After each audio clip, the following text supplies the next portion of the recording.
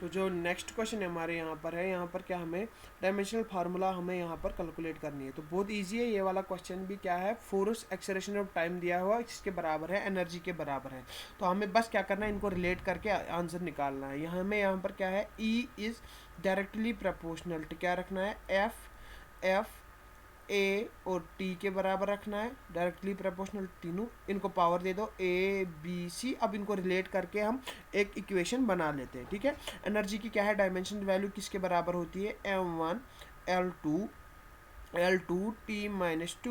T-2 तो यहाँ इसकी डायरेक्टली प्रोपोर्शनल होगी एफ की वैल्यूज क्या होती है, m1 L1 T-2 raised power ए की क्या होती है, L T-2 raised power b. तो टी तो टी है यानी कि सी। तो करो रिलेट। अब क्या करेंगे, रिलेट करेंगे, इसको करेंगे m1 L2 T-2 is directly proportional to, यहाँ क्या बनेगा, MA LA T-2A, यहाँ क्या बनेगा, LB T-2B TC। बस इनको रिलेट करो। आप क्या करना है, बस बेसर same power should be added, m1 L2 T-2 is directly proportional to M a L कितनी जगह है, 2 है, यहाँ पर क्या बन जाएगा, MA + B। और टी कितनी जगह है, 3 है, क्या है, टी किसके बराबर है, -2A -2B + C के बराबर, ठीक है। अब रिलेट करो, ए यहाँ पर भी देखो m की रेज्ड पावर a, यहाँ पर m की रेज्ड पावर 1, यानी कि a की रेज्ड पावर कितनी हो जाएगी, 1। हो गया खत्म। अब b की देखो, l की करो, a + b = किसके बराबर, 2। यहाँ पर हम a की जगह 1 डाल के b की वैल्यू कितनी निकलेगी, b की वैल्यू भी 1 निकलेगी, ठीक है, क्लियर। अब c की निकालेंगे, t की निकालेंगे, t की क्या है, -2, यानी कि -2a -2b + c = किसके बराबर है, -2 के बराबर है। -2a के बदले 1 हो गया, -2 1 = 2 1 -2 इंटू b के बदले 1 कुछ नहीं होगा, तो +c = 2। यह कितना हो गया, -4 -2 है, -4 बन जाएगा, उस साइड ले जाएंगे, ठीक है। ये +4 ये बन जाएगा -4 + c = -2। ऊपर उधर ले जाऊंगा तो क्या बनेगा, +4 यानी कि -2 + 4, 4 में से 2 गए, कितने बचे, 2, यानी कि c रेज्ड पावर कितना बन जाएगा हमारे पास, 2। तो क्या है हमारे पास फार्मूला, क्या बन जाएगी, एफ ई इज डायरेक्टली, ई किसके बराबर होगा, फिर एफ ए और टी का स्क्वायर, टी का स्क्वायर। तो कौन सी पार्ट है, C part is the answer. Clear. चलो अगले क्वेश्चन की तरफ चले। तो बहुत ही आसान क्वेश्चन आया हुआ है, सिक्रीव गाज से क्वेश्चन आया हुआ है, सिक्रीव गाज की क्वेश्चन आया हो। तो अगर सिक्रीव गाज में हमें 2 चीज़ें पता होनी चाहिए, एक तो लीस्ट काउंट और दूसरी होनी हमारे पास पिच होनी चाहिए पता, ठीक है। ये हमें मिल जाए तो बस हमारा काम आसान हो जाएगा। Gives a following read when used to measure the diameter of a wire. तो मेन स्केल की रीडिंग दी है 0 mm। तो मेन स्केल की रीडिंग हमें वहाँ से ही दी है इसने, कि 0 mm है। तो सर्कुलर स्क्वायर रिकॉर्डिंग की कितनी दी है, 52 डिवीजन। तो सर्कुलर स्क्वायर की रीडिंग दी है हमारे पास 52 डिवीजन। हमें पता है सर्कुलर स्क्वायर की डिवीजन हमें पहले कन्वर्ट करनी पड़ती है। उसको कैसे करेंगे हम, उसको मल्टीप्लाई करेंगे लीस्ट काउंट से। तो given that 1 mm on main scale corresponding to 100 division are circular square. तो यहाँ से हमें पिच भी दिया हुआ है, ठीक है। 1 mm on main scale corresponding to 100 division on circular scale. तो डायरेक्ट निकालेंगे हम लीस्ट काउंट किसके बराबर होता है, लीस्ट काउंट होता है बराबर पिच डिवाइड बाई किसके बराबर है, circular scale division. Circular scale pitch किसके बराबर दिया हुआ है, 1 mm ऑन मेन स्केल। तो मेन स्केल तो ऐसी ही होती है इसकी सर्कुलर स्केल। तो 1 mm कितने होंगे डिवीजन, सर्कुलर स्क्वायर डिवीजन कितने होंगे, 100 डिवीजन। कितने निकले, किसके बराबर निकलेगा, ये 0.01 के बराबर निकलेगा। बस हो गया हमारे पास,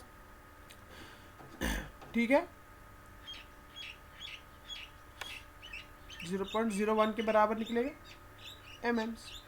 चलिए बस अब निकालो। हमें यहाँ पर लेकिन वैल्यू सेंटीमीटर में दी हुई है, तो इसको हम सेंटीमीटर में चेंज करेंगे। अगर हम सेंटीमीटर में इसको चेंज करेंगे तो कैसे करेंगे, ठीक है। तो यहाँ तक समझ आया सबको, ठीक है। चलो हम रेडियस निकालते हैं। रेडियस किसके बराबर होगी, यहाँ पर रेडियस होगी बराबर मेन स्केल प्लस किसके बराबर होगी, सर्कुलर स्केल डिवीजन इनटू किसके बराबर होगी, लीस्ट काउंट के बराबर, ठीक है। तो निकालो फिर। मेन स्केल की रीडिंग कितनी है, 0। प्लस सर्कुलर स्केल की रीडिंग कितनी दी हुई है, सर्कुलर स्केल की कितनी है 52, लीस्ट काउंट हमारे पास निकला 0.01 के बराबर देंगे, ठीक है। बस अब इसको मल्टीप्लाई करो इसके साथ, 52 इंटू मल्टीप्लाई कितना निकलेगा बराबर 0.052 के बराबर निकलेगा। So answer A is the correct answer, ठीक है, this is the correct. Clear, मतलब बहुत ही आसान था ये वाला क्वेश्चन।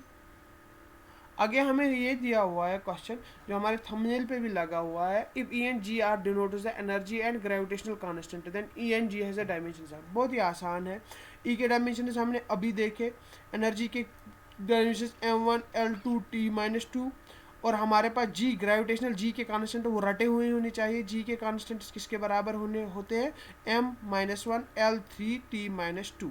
अब इन दोनों को आपस में डिवाइड कर दो, आपकी जवाब निकल जाएगा।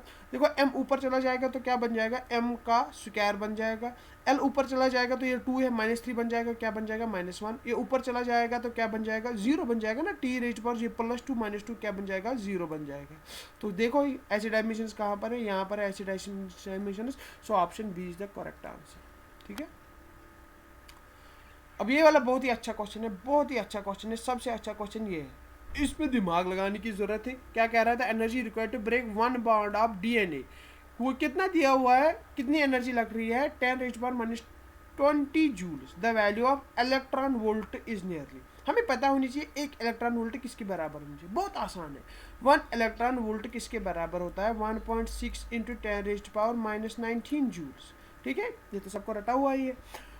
तो हमें इसमें कितने जूल्स लगते हैं 10⁻20 जूल्स। हम देखेंगे एक जूल में कितना लगता है, एक जूल में कितने इलेक्ट्रॉन वोल्ट्स होते हैं 1 इलेक्ट्रॉन वोल्ट डिवाइड बाय 1.6 × 10⁻19।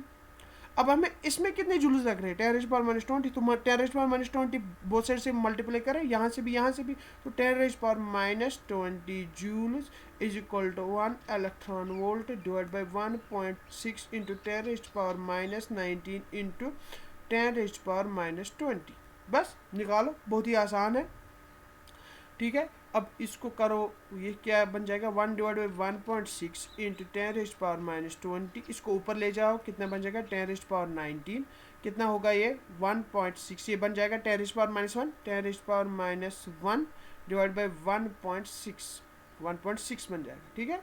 तो ये किसके बराबर हो जाएगा, आप ये इसको करो ऐसे, यहाँ पर ले लो, कैसे बन जाएगा 1 डिवाइड बाई 1.6 इंटू 10 कितना बन जाएगा 1 डिवाइड बाई 16, 1 डिवाइड बाई 16, और 1 डिवाइड बाई 16 किसके बराबर होता है 0.06 के बराबर। तो ये option B is the correct answer. Clear, बहुत आसान, ठीक है। तो डायमेंशंस ऑफ सिट्रस पहले ही बता दिया, प्रेशर और किसके बराबर, सिट्रस के डायमेंशन जो होते हैं, सिट्रस के डायमेंशन जो होते हैं वो सेम होते हैं, सेम। प्रेशर क्या बराबर कौन से डायमेंशंस होते हैं, force divide by area. Force के क्या होते हैं m1 l1 t-2, एरिया क्या होगा बराबर l2, ऊपर चला जाएगा तो l1 बन जाएगा m1 l-1 t-2, m1 l-1 t-2। Option C correct answer, correct answer, ठीक है। चले आगे। तो ये वाला क्वेश्चन आप घर में होमवर्क कीजिए, ये वाला क्वेश्चन बहुत ही आसान है, बस सीधे ही लिखना है। हमारे पास क्या दिया, percentage error is required as a measurement ABCD, इनकी एरर दी हुई है 1%, 2%, 3% और 4%। Maximum percentage error is measured in x where AX is equal to, अब निकालना ऐसे ही delta x by x is equal to क्या 2 delta A by A plus 1/2 delta B by B plus 1/3 delta C by C plus 3 delta D by D। अब इसमें value डाल के आप कर लेना, ठीक है। अगर नहीं आएगा तो कल मैं यहीं पर दिखा दूंगा इसको कैसे करना है, तो आप ट्राई करना है इसको, ये तो होमवर्क क्वेश्चन है, आप खुद ही करना है। तो बस आज के लिए इतना ही, कल मैं एक और क्वेश्चन ले आता हूँ PYQs। तो ये सीरीज चलती रहेगी जब तक कि आपका नीट का एग्ज़ाम हो जाएगा, तब तक हम कम से कम हम अब 1000 से ज़्यादा क्वेश्चंस तो हम कर ही लेंगे, ठीक है।